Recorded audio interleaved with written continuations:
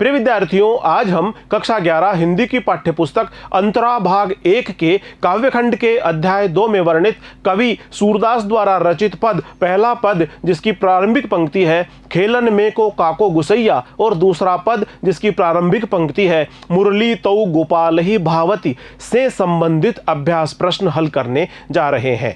पहला प्रश्न इस प्रकार से है, खेलन में को काको गुसैया पद में श्री कृष्ण और सुदामा श्रीदामा के बीच किस बात पर तकरार हुई।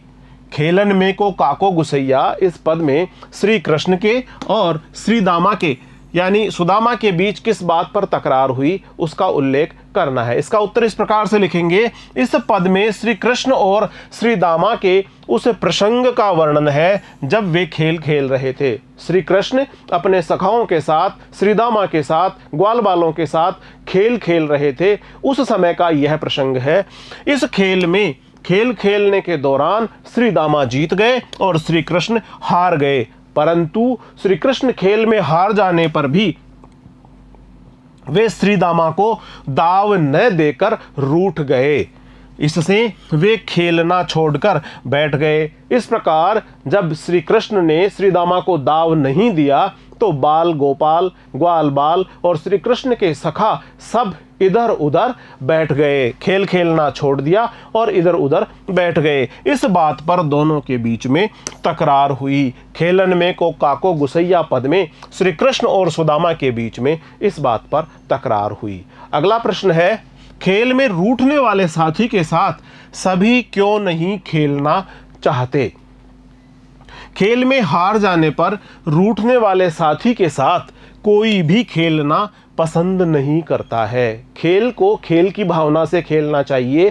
खेल खेलते समय सभी खिलाड़ी एक समान होते हैं। यदि खेल में कोई हार या कोई जीत जाता है तो हारने वाले को रूठना नहीं चाहिए।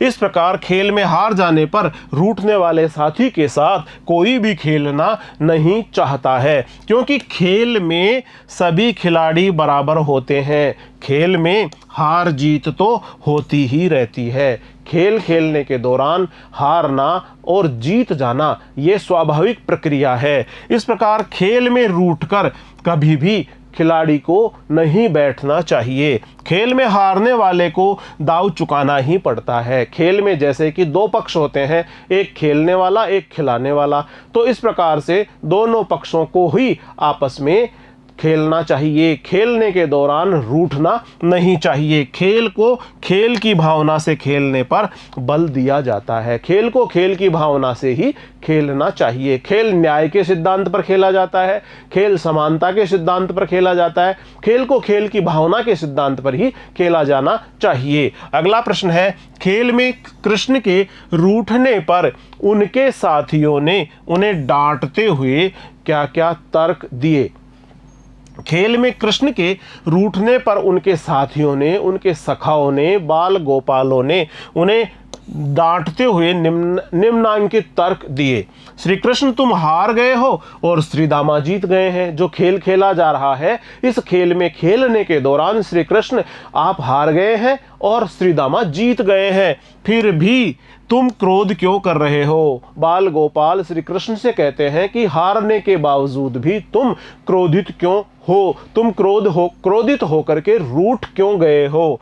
तुम खेलने में रूठते हो या जब भी कोई खेलने के दौरान बेईमानी करते हो, अतः तुम्हारे साथ कोई भी खेलना नहीं चाहेगा। बाल गोपालों ने, ग्वाल बालों ने, श्री कृष्ण के सखाओं ने श्री कृष्ण को यह भी उलाहना देते हुए कहा कि तुम खेलने में रूठ जाते हो, तुम खेलने में हारने पर रूठ जाते हो, क्रोध करते हो और इस प्रकार से तुम्हारे साथ में कोई भी खेलना नहीं चाहेगा। तुम हमसे जाति पाति में भी बड़े नहीं हो, यानी हम सभी एक ही जाति के हैं।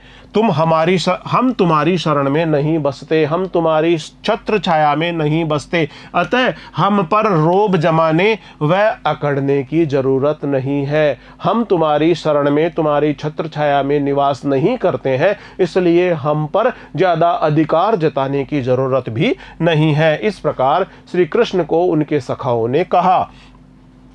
श्री कृष्ण को उनके सखाओं ने यह भी कहा कि क्या तुम इसीलिए अधिक अधिकार जताते हो कि तुम्हारे पास हमसे अधिक गायें हैं, यानी श्री कृष्ण के पास गायों की संख्या अधिक है, क्या इसी वजह से श्री कृष्ण बाल गोपालों पर और ग्वालों पर अपना अधिक अधिकार जनाते हैं। इस प्रकार इन तर्कों के माध्यम से बाल गोपाल और सखाओं ने श्री कृष्ण को उलाहना दिया।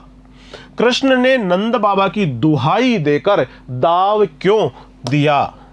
ऐसी क्या स्थिति बनी कि श्री कृष्ण ने नंद बाबा की दुहाई देकर दाव देना स्वीकार किया? कृष्ण ने नंद बाबा की दुहाई देकर दाव देना इसलिए स्वीकार किया कि उन्हें अपनी गलती का एहसास हो गया था। उन्हें लगा कि खेल को खेल की भावना से ही खेलना चाहिए। इस प्रकार ग्वाल बाल उनके साथ खेलने से मना करने लगे। जब श्री कृष्ण खेल खेलने के दौरान रूठ गए, हार जाने पर क्रोधित होकर के रूठ गए और खेल बंद हो गया, तो ग्वाल बाल भी अलग अलग जाकर के बैठ गए और उनके साथ ग्वाल बालों ने खेलने से इनकार कर दिया। ग्वाल बालों ने उनके साथ खेलने से मना कर दिया, जबकि श्री कृष्ण खेल खेलना चाहते थे।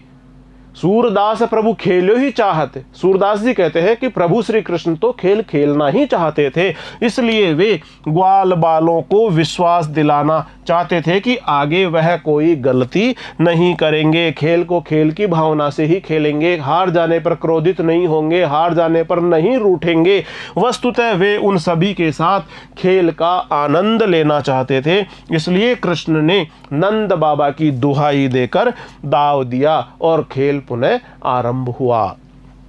इस पद से बाल मनोविज्ञान पर क्या प्रभाव पड़ता है? सूरदास के इस पद में बाल मनोविज्ञान का सूक्ष्म चित्रण किया गया है। इस बारे में जो पूछा जा रहा है कि इस पद में बाल मनोविज्ञान पर क्या प्रभाव पड़ता है। सूर का प्रथम पद जो हमने पढ़ा, इसमें बाल मनोविज्ञान का सूक्ष्म चित्रण किया गया है। इस पद से बाल मनोविज्ञान पर निम्नलिखित प्रभाव पड़ता हुआ दिखाई देता है। बच्चे खेल में हारने पर गुस्सा करने लगते हैं। ये स्वाभाविक सा होता है। खेल खेल में बच्चे जब हार जाते हैं तो वे एक दूसरे पर क्रोधित होते हैं, एक दूसरे पर गुस्सा होते हैं। वे स्वयं गलती करने पर भी तर्क कुतर्क करते हैं। कई बार ऐसा भी देखा गया है कि बच्चे गलती करने के बावजूद भी अपनी गलती नहीं मानते और वे तर्क कुतर्क भी करने लगते हैं और साथियों से रूठ भी जाते हैं। उसी प्रकार खेलने के दौरान श्री कृष्ण भी रूठ जाते हैं। बच्चे ज्यादा देर तक रूठे हुए नहीं रह सकते। बाल मनोविज्ञान का एक तथ्य यह भी है कि बच्चे खेलने के अंतर्गत रूठने के बाद कुछ ही देर में वापस मन जाते हैं। वे ज्यादा देर तक रूठे हुए नहीं रह सकते। वे थोड़ी देर बाद ही खेलने को तैयार हो जाते हैं। खेल में सभी बच्चे एक समान होते हैं। खेल में खिलाड़ी की जाति पाति से छोटे बड़े का विचार नहीं किया जाता। खेल तो समानता के सिद्धांत पर खेला जाता है। खेल तो न्याय के सिद्धांत पर खेला जाता है। खेल तो खेल की भावना से खेला जाता है। इस प्रकार इसमें कोई खिलाड़ी बड़ा, कोई खिलाड़ी छोटा नहीं होता। जात पात के आधार पर भी किसी खिलाड़ी को ऊंचा या नीचा नहीं माना जाता।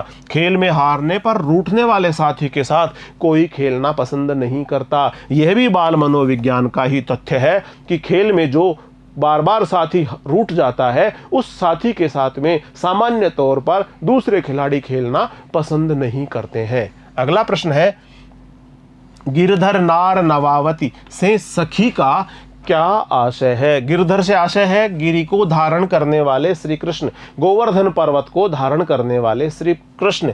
नार से आशय है गर्दन, नवावती से आशय है झुकाते हैं, झुका देते हैं। गोवर्धन पर्वत को अपनी अंगुली पर धारण करने वाले श्री कृष्ण भी, इतने बलशाली व्यक्ति भी अपनी गर्दन को झुका देते हैं। इससे सखी का क्या आशय है?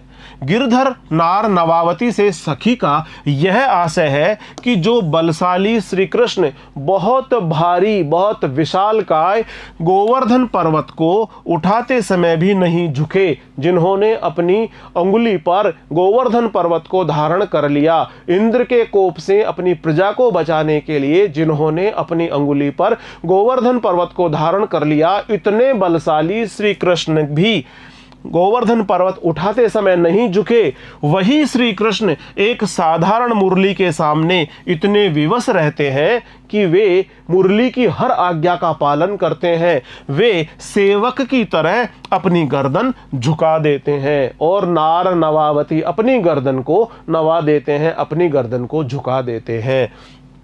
मुरली बजाते समय गर्दन का झुकना एक सामान्य सी क्रिया है। जब मुरली वादन होता है, मुरली बजाई जाती है, इतना आत्मीय और आनंद से भरा हुआ वातावरण उपस्थित होता है जिसमें मधुर संगीत उपस्थित होता है। ऐसी स्थिति में मुरली बजाते समय गर्दन का झुकना, आनंद के भाव में भरकर गर्दन का झुकना एक सामान्य सी क्रिया होती है। परंतु गोपियां मुरली को अपनी सोतन जैसी मानकर उससे ईर्ष्या करती है। उसके कथन में यह व्यंग्य है कि श्री कृष्ण एक साधारण नारी यानी मुरली के रूप में सम्मोहित हो गए हैं। वे मुरली के प्रेम में बंध गए हैं और मुरली ने उनको अपने प्रेम पास में बांध लिया है। मुरली के रूप में, मुरली के प्रेम के वशीभूत होकर उसके लिए अपनी गर्दन तक झुका देते हैं। कृष्ण के अधरों की तुलना सेज से क्यों की गई है? श्री कृष्ण के अधरों की तुलना, श्री कृष्ण के होठों की तुलना सेज से, सैया से, बिस्तर से क्यों की गई है? कृष्ण के अधरों की तुलना सेज से इसलिए की गई है कि सेज कोमल होती है और वह सोने के, लेटने के, विश्राम करने के काम आती है। श्री कृष्ण के होठ भी बहुत कोमल है और मुरली यानी बांसुरी ऐसी प्रेमिका है जो उनके अधर रूपी सेजों पर सदैव विराजमान रहती है। मुरली, बांसुरी श्री कृष्ण के अधरों पर सदैव विराजमान रहती है, उनके अधरों पर सदैव लेटी रहती है और उनसे अपने पैर, अपने शरीर को दबवाती रहती है। जब मुरली वादन किया जाता है, जब बांसुरी बजाई जाती है, तो बांसुरी पर बने हुए छिद्रों को हाथ की अंगुलियों के संचालन से जब दबाया जाता है तो ऐसा लगता है, गोपियां कहती है, तब ऐसा लगता है मानो श्री कृष्ण मुरली के शरीर को, मुरली के पैरों को दबा रहे हों। मुरली को होठों पर रखकर अंगुलियों के संचालन से ही बजाया जाता है। अतः रूपक द्वारा अधरों की कोमल सेज से तुलना करना बेहद सटीक प्रतीत होता है। इस प्रकार श्री कृष्ण के अधरों की कोमल सेज से तुलना की गई है और यह सटीक उपमा तुलना प्रतीत होती है। पठित पदों के आधार पर सूरदास के काव्य की विशेषताएं बताइए। सूरदास के काव्य की विशेषताएं इस प्रकार से हैं। पठित पदों के आधार पर सूरदास के काव्य की विशेषताएं इस प्रकार से हैं। सूर के काव्य में बाल लीलाओं का सहज व मनोहारी वर्णन देखने को मिलता है। सूर के काव्य में अनुप्रास अलंकार, उपमा अलंकार और उत्प्रेक्षा अलंकारों का प्रयोग बेहद कुशलता के साथ में किया गया है। सूर के पहले पद में सखा भाव, जिसमें बालकों के साथ में, अपने सखाओं के साथ में, ग्वाल बालों के साथ में श्री कृष्ण जी खेल खेल रहे हैं, इस दृश्य का वर्णन किया गया है। सूर के पहले पद में सखा भाव की बाल लीला का वर्णन हुआ है। इससे सूरदास की सख्य भाव की भक्ति व्यंजित हुई है। जो दूसरा पद है, इसमें संयोग श्रृंगार के चित्रण के साथ गोपियों की प्रेमासक्ति तथा मुरली के प्रति ईर्ष्या की भावना व्यंजित हुई है। दूसरे पद में गोपियां मुरली से ईर्ष्या का भाव रखती है, सोतन डाह रखती है। इस प्रकार मुरली के प्रति गोपियों का ईर्ष्या भाव व्यंजित हुआ है। सूर ने मुहावरेदार साहित्यिक ब्रज भाषा का प्रयोग किया है जो बहुत प्रभावशाली बन पड़ा है। सूरदास के सभी पद गेय हैं, इनको गाया जाता है, इनको गाया जा सकता है। लोग बहुत भाव और भक्ति के साथ सूरदास के इन पदों का गायन करते हैं। इनमें गति, यति, लय आदि का पूरा ध्यान रखा गया है। निम्नांकित पद्यांशों की संदर्भ सहित व्याख्या कीजिए। जाति पाति तुम्हारे गैया, और दूसरा पद्यांश है सुनरी नवावती। पहला पद जिसकी पद संदर्भ सहित व्याख्या कर रहे हैं, जाति पाति तुम्हारे गैया। इसका प्रसंग है प्रस्तुत पद्यांश सूरदास द्वारा रचित सूर सागर से लिया गया है। इस पद में श्री कृष्ण खेल में हार जाने पर श्री कृष्ण अपनी हार नहीं मानते हैं। इस पद में कवि ने उसी स्थिति का चित्रण बाल मनोविज्ञान के आधार पर प्रस्तुत किया है।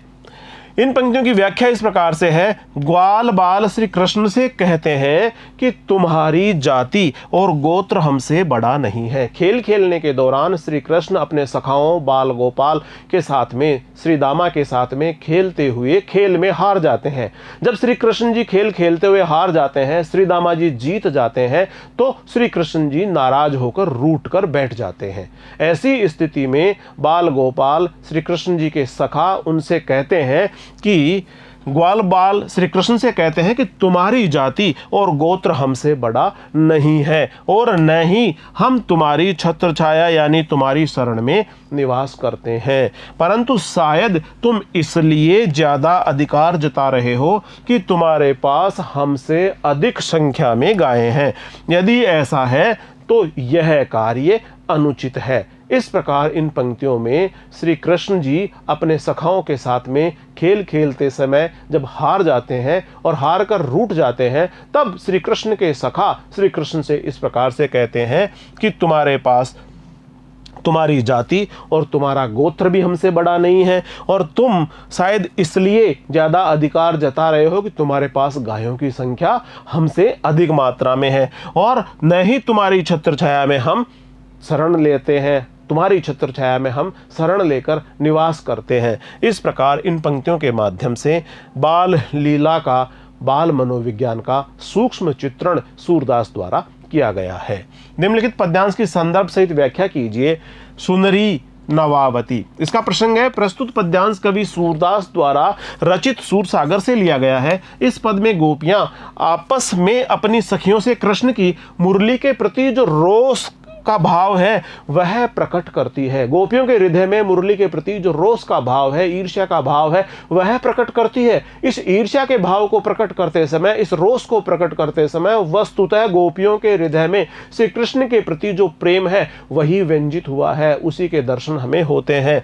इस प्रकार उससे कृष्ण के प्रति उनका प्रेम ही अधिक प्रकट होता है। इस पद में गोपियों का मुरली के प्रति ईर्ष्या भाव भी प्रकट हुआ है। इसकी व्याख्या इस प्रकार से है। गोपियां मुरली अर्थात बांसुरी के कार्यों का वर्णन करती हुई एक दूसरे को कहती है, अपनी सखियों से वार्तालाप करती है और कहती है कि हे सखी, मुरली श्री कृष्ण को बहुत अधिक भाती है, अर्थात बहुत अच्छी लगती है। ये मुरली कृष्ण को अनेक प्रकार से नाच भी नचाती है, फिर भी श्री कृष्ण को यह मुरली बहुत प्रिय लगती है। कोई गोपी कहती है कि हे सखी सुनो सुनो, यह मुरली श्री कृष्ण को तरह तरह से नाच नचवाती है, अर्थात इतना विवश कर देती है कि उन्हें एक पैर पर खड़ा रहना पड़ता है, एक पैर पर खड़े रहकर उनको त्रिभंगी मुद्रा बनाना पड़ता है और इस प्रकार से यह मुरली श्री कृष्ण को एक पैर पर त्रिभंगी मुद्रा बनाकर खड़ा रखती है और अपना अधिकार जताती है। अर्थात मुरली की आज्ञा का पालन करते करते सुकोमल शरीर वाले श्री कृष्ण की कमर टेढ़ी हो जाती है। यहाँ गोपियां श्री कृष्ण के एक पैर पर खड़े होकर मुरली बजाने, कमर टेढ़ी कर नृत्य मुद्रा में खड़े होने को मुरली की आज्ञा का पालन करना, वह उसका श्री कृष्ण पर पूर्ण अधिकार होना बताती है। गोपियां आगे कहती है कि ये मुरली तो चतुर कृष्ण को भी अपना कृतज्ञ बना देती है और गिरधर जिसने गोवर्धन पर्वत को धारण कर लिया था, इतने बलशाली व्यक्ति को, पर्वत को उठाने वाले श्री कृष्ण की गर्दन तक झुकवा देती है। मुरली के प्रेम में, मुरली के बजने के साथ ही जो आनंद की स्वर लहरियां निकलती है, उस आनंद में झूमकर श्री कृष्ण की नार को भी, उनकी गर्दन को भी झुकवा देती है। गर्दन झुकाकर बांसुरी बजाना एक मुद्रा होती है, लेकिन गोपियां उसे भी मुरली का श्री कृष्ण पर अधिकार ही मानती है। प्रिय विद्यार्थियों, इस प्रकार आज हमने कवि सूरदास द्वारा रचित पद, पहला पद जिसकी प्रारंभिक पंक्ति है खेलन में को काको गुसैया और दूसरी पंक्ति दूसरा पद जिसकी प्रारंभिक पंक्ति है मुरली तऊ गोपाल ही भावती से संबंधित अभ्यास प्रश्न हल किए हैं।